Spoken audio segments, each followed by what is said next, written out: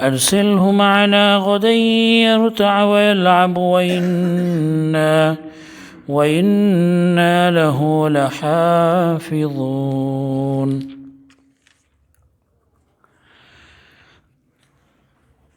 اللہ تبارک و تعالیٰ نے پچھلی آیت میں یوسف علیہ السلام کے بھائیوں کی جو آپس میں بات چیت ہوئی تھی، جو میٹنگ ہوئی تھی، اس کے بارے میں بیان فرمایا تھا کہ کس طرح سے انہوں نے آپس میں بات کی کہ طاقتور ہم ہیں، جوان ہم ہیں، پھر بھی ہمارے باپ یوسف سے زیادہ محبت کرتے ہیں، زیادہ چاہتے ہیں انہیں، بے شک ہمارے باپ کھلی ہوئی گمراہی میں ہیں۔ اور انہوں نے یہ پلاننگ بنائی کہ یوسف کو قتل کر دو یا پھر کہیں دوسری زمین پر دور دراز کسی جگہ پر اس کو چھوڑ آؤ، پھینک آؤ۔ اور ان میں سے ایک نے، جو بڑا بھائی تھا، اس نے یہ رائے دی تھی کہ اس کو کنویں میں ڈال دو۔ تو جب ان کی یہ میٹنگ ہو گئی اور ان کی جب یہ آپس کی باتیں ختم ہو گئی تو پھر اب یہ لوگ پہنچے یعقوب علیہ السلام کے پاس میں، کیونکہ یعقوب علیہ السلام جو دونوں چھوٹے بیٹے تھے یوسف اور بنیامین، ان کو اپنے پاس ہی رکھتے تھے اور ان کو اپنے سے دور نہیں کرتے تھے، کیونکہ وہ ابھی معصوم تھے، چھوٹے تھے۔ اور اس وقت چونکہ عمر زیادہ ہوتی تھی اس وقت کے لوگوں کی، تو یوسف علیہ السلام کی جو عمر بتائی گئی ہے اس وقت جب ان کو کنویں میں ڈالا گیا تو اس وقت ان کی عمر 17 سال کی تھی، لیکن وہ نابالغ تھے، اس لیے کہ اس زمانے میں عمر لمبی ہوتی تھی تو لوگ بالغ بھی بہت دیر سے ہوا کرتے تھے۔ تو اب وہ پہنچے یعقوب علیہ السلام کے پاس میں اور انہوں نے یعقوب علیہ السلام کے سامنے یہ کہنا شروع کیا، قالوا یا ابانا، انہوں نے کہا کہ اے ہمارے ابو جان، ما لک لا تأمنا علی یوسف، کیا بات ہے کہ آپ یوسف کے سلسلے میں ہمارے اوپر بھروسہ نہیں کرتے ہیں، ہمارے اوپر مطمئن نہیں ہے آپ یوسف کے معاملے میں۔ وَإِنَّا لَهُ لَنَاصِحُونَ، حالانکہ ہم اس کے ساتھ میں بھلائی کرنے والے ہیں، اس کے ساتھ میں ہم خیر چاہنے والے ہیں۔ تو انہوں نے سب سے پہلے اپنا ایک پیترا رکھا، اپنی ایک چال رکھی کہ اپنے والد کے سامنے ایسی بات کہے جس طرح سے ہم کہتے ہیں نا کہ تم اس پہ بھروسہ ہی نہیں، مجھ پہ تو اعتماد ہی نہیں کرتے تم۔ تو اس سے کیا ہوتا ہے کہ سامنے والے کے اندر کہیں نہ کہیں کچھ اثر پڑتا ہے۔ تو اس طرح سے ان کے سامنے بات رکھنے کی کوشش کی یوسف علیہ السلام کے بھائیوں نے، اپنے باپ کے سامنے، یعقوب علیہ السلام کے سامنے اس طرح سے بات رکھنے کی کوشش کی کہ وہ فوراً ہی تیار ہو جائے اور یہ نہ کہیں کہ ہم تو تم پر بھروسہ نہیں کرتے، کیونکہ وہ بیٹے تھے تو ایسی بات تو کہہ نہیں سکتے تھے۔ لیکن یعقوب علیہ السلام نے بھی پھر اس کا جو جواب دیا، اس سے ان کے اس بات پر جو ہے، جو انہوں نے چال چلی تھی، اس پر پانی پھر گیا۔ یعقوب علیہ السلام نے کہا،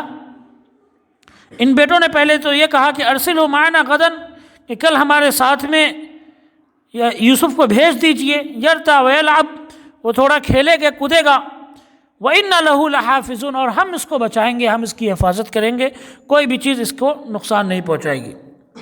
یعقوب علیہ السلام نے کہا، إِنِّي لَيَحْزُنُنِي أَن تَذْهَبُوا بِهِ، کہ مجھے اس بات کا غم ہے، مجھے اس بات کی فکر ہے کہ تم اس کو لے کر جاؤ گے، وَأَخَافُ أَن يَأْكُلَهُ الذِّئْبُ، اور میں ڈرتا ہوں کہ کہیں اس کو بھیڑیا کھا نہ جائے، وَأَنْتُمْ عَنْهُ غَافِلُونَ، اور تم اس سے کیا ہے، غفلت میں پڑ جاؤ گے، تم اس سے غافل ہو جاؤ گے، کہ ایک لمحے میں بھی اگر آدمی غافل ہو جائے تو کیا سے کیا ہو جاتا ہے۔ تو یہ یعقوب علیہ السلام نے بات رکھی۔ یعقوب علیہ السلام نے یہ نہیں کہا کہ ہمیں تم پر بھروسہ نہیں ہے، حالانکہ انہیں معلوم تھا، بھائیوں کے بارے میں معلوم تھا کہ یہ بھائی کتنا جلتے ہیں یوسف سے، اور یوسف علیہ السلام کے بارے میں معلوم تھا کہ اللہ تبارک و تعالیٰ ان کا مرتبہ بہت بڑھانے والا ہے، تو انہیں معلوم تھا کہ ان کے بھائی جلتے ہیں، لیکن ظاہر سی بات ہے ان کے سامنے یہ بات نہیں کہی کہ ہم تم پر بھروسہ نہیں کرتے، بلکہ کہا کہ مجھے ڈر ہے کہ کہیں تم غافل ہو جاؤ، اور انسان ہے، غفلت میں آ جاتا ہے انسان، اور پھر تم کہیں اور کھو جاؤ اور یوسف کو کوئی بھیڑیا ہی لے کر چلا جائے۔ قالوا لئنک لہ الذئب، تو انہوں نے پھر دوسری بات رکھی،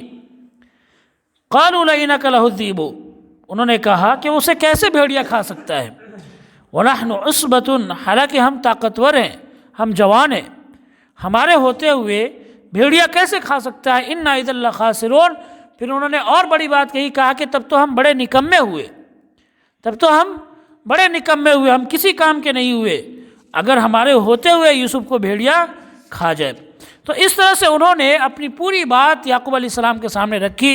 اور ایک طرح سے پوری بات ہوئی، بحث ہوئی، اور یوسف علیہ السلام کے بھائیوں نے ہر طرح سے منانے کی کوشش کی یعقوب علیہ السلام کو۔ یعقوب علیہ السلام نے بھی ان کی باتوں پر پھر راضی ہو کر کہا، فلما ذهبوا به، ان کو ان کے ساتھ میں حوالے کر دیا یوسف علیہ السلام کو۔ فلما ذهبوا به، اب یہ لوگ یوسف علیہ السلام کو لے کر چلے۔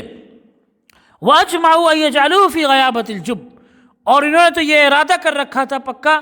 کہ اس کو کہاں، کنویں کی گہرائی میں ڈال دینا ہے، اسے گھیر دینا ہے کنویں کی گہرائی میں۔ واوحینا الیہ لتنبئنہم بامرہم ھذا وہم لا یشعرون، اور اللہ تعالیٰ کہتا ہے کہ ہم نے یوسف علیہ السلام کی طرف وحی کی، ان کو خبر دی، لتنبئنہم بامرہم ھذا، کہ آپ ضرور ان کو ان کے سارے کام کی خبر دیں گے ایک دن۔ آج یہ سوچ کر کہ کنویں میں ڈال رہا ہوں ان کو، ہم لوگ ڈال رہے ہیں کنویں میں ان کو، پھر تو یہ ختم ہو جائے گا، دوبارہ بچ کے نہیں آئے گا، کیونکہ کنویں سے آنا وہ بھی سنسان جنگل میں کتنا مشکل ہے،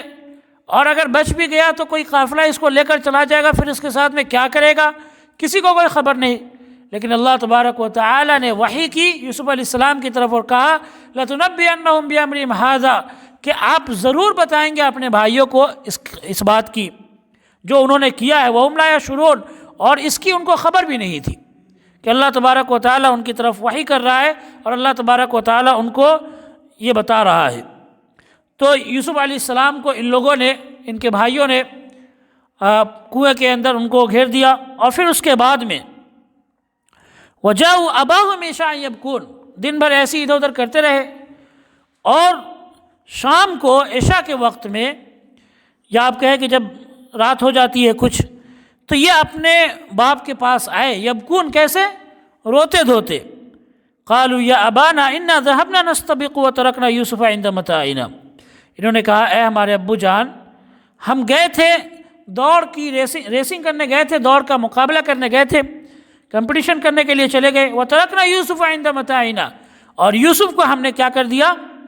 اپنے سامان کے پاس میں چھوڑ دیا، فاکلہ الذئب، تو پھر اس کو بھیڑیے نے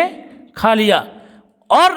یہ بات پہلے ہی انہوں نے کہہ دی، یہ بات کہنے کے بعد آگے والی بات جو آ رہی ہے انہوں نے پہلے ہی کر دی کہ ان پر شک بالکل نہ جائے، کہا وما انت بمؤمن لنا ولو كنا صادقین، کہ آپ تو ویسے بھی ہم پر یقین نہیں کریں گے چاہے ہم جتنا بھی سچ بول لیں۔ ان کے بیٹوں نے،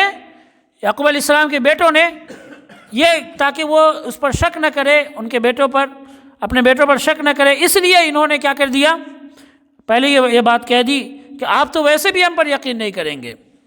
وَلَوْ كُنَّا صَادِقِينَ، اگرچہ ہم سچ بول رہے ہیں۔ وَجَاءُوا عَلَىٰ قَمِيصِهِ بِدَمٍ كَذِبٍ، اور وہ لوگ یوسف علیہ السلام کے کرتے کو انہوں نے نکال لیا تھا، اور اس میں ایک جھوٹا خون، یعنی ایک دمبے کا خون، ایک جانور کا خون اس میں لگا کر وہ لے کر آئے۔ یہ وہ قمیص تھا، یہ وہ کرتا تھا جو یعقوب علیہ السلام نے یوسف علیہ السلام کو دیا تھا بنا کر۔ تو ان کو کنویں میں ڈالتے وقت وہ کرتا نکال لیا تھا، اور اس کرتے کو ایک دمبا کو ذبح کر کے اس کا خون کرتے میں لگا لیا۔ لیکن جیسا کہ حضرت عبداللہ بن عباس رضی اللہ عنہ کی روایت ہے کہ وہ یہ بات بھول گئے کہ جب بھیڑیا یا کوئی جانور انسان کو کھاتا ہے تو اس کے کپڑے پھٹ جاتے ہیں، تو وہ یہ بھول گئے، اور کپڑے کو انہوں نے پھاڑا نہیں، بس خون لگا کر لے کر چلے آئے۔ یعقوب علیہ السلام نے دیکھا کہ صرف کپڑے پر خون لگا ہوا ہے، اور کہیں پر دانت کے نشان بھی نہیں ہے، جانور کے کاٹنے کا کہیں نشان بھی نہیں ہے۔ قال بل سولت لکم انفسکم،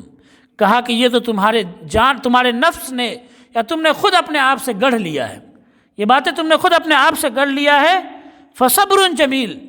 تو ایسے وقت میں جب کہ سب سے پیارے بیٹے کی جدائی کا وقت تھا، یعقوب علیہ السلام نے وہی کیا جو تمام نبیوں کا کام ہوتا ہے، تمام نبیوں کا فریضہ ہوتا ہے، انہوں نے کہا صبر جمیل، کہ ایسے موقع پر صبر ہی سب سے بہتر ہے۔ واللہ المستعان، اور دوسرا اللہ سے ہی مدد مانگی جائے گی، علی ما تصفون، ان تمام چیزوں پر جو تم بیان کر رہے ہو، جو تم بنا کر کہہ رہے ہو، اس پر پہلے تو میں صبر کرتا ہوں، اور دوسری چیز یہ کہ میں اللہ سے مدد مانگتا ہوں۔ اور یہ وہ دو چیزیں ہیں، صبر اور اللہ کی مدد، جو کہ انسان کو اس دنیا کے اندر ہر وقت کام آنے والی۔ اللہ تبارک و تعالی نے قرآن میں صبر کے بارے میں تقریباً 90 جگہوں پر بیان کیا ہے کہ صبر کرو۔ صبر اور شکر یہ دو ایمان کے حصے ہیں، یا آپ یہ کہیں کہ آدھا حصہ ایمان کا صبر ہے اور آدھا شکر ہے۔ اور اللہ کے رسول صلی اللہ علیہ وسلم نے فرمایا کہ مومن کا معاملہ بھی عجیب ہے، عجبا لامر المومن، مومن کا معاملہ بھی عجیب ہے کہ اگر اسے خوشی ملتی ہے تو شکر ادا کرتا ہے، اور اگر اسے تکلیف پہنچتی ہے تو کیا کرتا ہے؟ صبر کرتا ہے۔ اور یہ مومن کے علاوہ کسی اور کو یہ نصیب نہیں ہے۔ دونوں ہاتھ میں اس کے لڈو کہتے ہیں نا، دونوں ہاتھ میں، اگر صبر کر لیا تو بھی اللہ کا انعام، شکر کر لیا تو بھی اللہ کا انعام۔ لیکن اگر یہ صبر اور شکر نہیں ہے تو انسان کی زندگی ہمیشہ پریشانی میں گزرتی ہے، ہمیشہ تکلیف میں گزرتی ہے، اگر وہ اس کے اندر صبر کا مادہ نہیں ہے۔ پھر انسان اس کو کتنی بھی دولت مل جائے، اگر وہ شکر نہیں کر رہا ہے تو پھر وہ دولت اس کے لیے آرام کی چیز نہیں ہے۔ اور اگر کتنی بھی فقیری مل جائے اور صبر کرنا نہیں جانتا ہے تو پھر یہ انسان ہمیشہ تکلیف میں رہے گا۔ صبر بہت بڑی دولت ہے اور اللہ کی طرف سے بہت بڑی دولت ہے۔ اور دوسری چیز، صبر کے ساتھ میں اللہ کی مدد۔ جب بھی کوئی مصیبت آئے، جب بھی کوئی پریشانی آئے، تو تمام نبیوں کا یہی معمول رہا ہے اور صحابہ کرام کا یہی معمول رہا ہے کہ وہ کیا کرتے تھے؟ وہ صبر کرتے تھے اور اللہ کی مدد مانگتے تھے۔ اللہ نے قرآن میں کیا بیان فرمایا؟ یا ایھا الذین آمنوا استعینوا بالصبر والصلاۃ، کہ اے وہ لوگوں جو ایمان لائے ہو، تم صبر کے ذریعے اللہ کی مدد مانگو، صبر کر کے اللہ کی مدد مانگو۔ ہم صبر کرتے نہیں ہیں، اللہ کی مدد کے لیے ہاتھ اٹھا دیتے ہیں۔ پہلے ہم صبر تو صبر کریں، پھر اس کے بعد میں اللہ کی مدد مانگے، تو دیکھیں آپ کی پریشانی کیسے آپ کے اوپر ہلکی ہوتی ہے۔ اور اللہ کے رسول صلی اللہ علیہ وسلم کا وہ موقع جب طائف کے اندر سب سے زیادہ تکلیفیں دی گئی، جب پتھروں سے آپ کو مارا گیا، ایسے وقت میں اللہ کے رسول صلی اللہ علیہ وسلم نے صبر کیا، اور صبر کے بعد میں آپ صلی اللہ علیہ وسلم نے دعا کے لیے جو ہاتھ اٹھائی، اس میں وہ دعا کے جو کلمات ہیں، وہ اگر انسان اس کو پڑھے صحیح سے اور دل لگا کر اس کو سنے تو اس کے رونگٹے کھڑے ہو جائیں گے۔ اللہ کے رسول صلی اللہ علیہ وسلم نے بد دعا نہیں کی، جن کو مارا ان کو بد دعا نہیں کی، سیدھا کہا اللہم انی اشکو الیک ضعف قوتی، کہ اے اللہ میں اپنے کمزوری کی تجھ سے شکایت کرتا ہوں کہ آج میں اتنا کمزور ہو گیا ہوں، میری طاقت اتنی ختم ہو گئی ہے کہ یہ لوگ تیرے نبی کو پتھروں سے مار رہے ہیں، وقلت حیلتی، اور میری بات میں کمی آ گئی ہے، اس وجہ سے یہ لوگ میری بات کو سمجھ نہیں پا رہے ہیں، ہے نا۔ تو اللہ سے مدد مانگی، ایسے مصیبت کے وقت میں بھی اللہ سے مدد مانگی۔ کہا لکل عتبیٰ حتی ترضیٰ، اے اللہ ایسے وقت میں بھی صرف تجھے ہی راضی کرنا ہے، تجھے ہی خوش کرنا ہے، جب تک تو خوش نہیں ہوگا میرے لیے پریشانی دور نہیں ہونے والی ہے نا۔ تو صبر اور اللہ کی مدد یہ انسان کے لیے بہت ضروری ہے۔ اور یہی کام کیا یعقوب علیہ السلام نے کہ بیٹے کی جدائی ہو رہی ہے، وہ پیارا بیٹا جس کو اپنے سے کبھی دور نہیں کر دیتے، وہ بیٹا دور ہو رہا ہے، لیکن ایسے وقت میں کوئی شکایت نہیں، بس فصبر جمیل، صبر ہی سب سے بڑی دولت ہے۔ اللہ تبارک و تعالیٰ سے دعا ہے کہ اللہ ہم سب کو کہنے سننے سے عمل کرنے کی توفیق عطا فرمائے۔ وآخر دعوانا الحمدللہ رب العالمین۔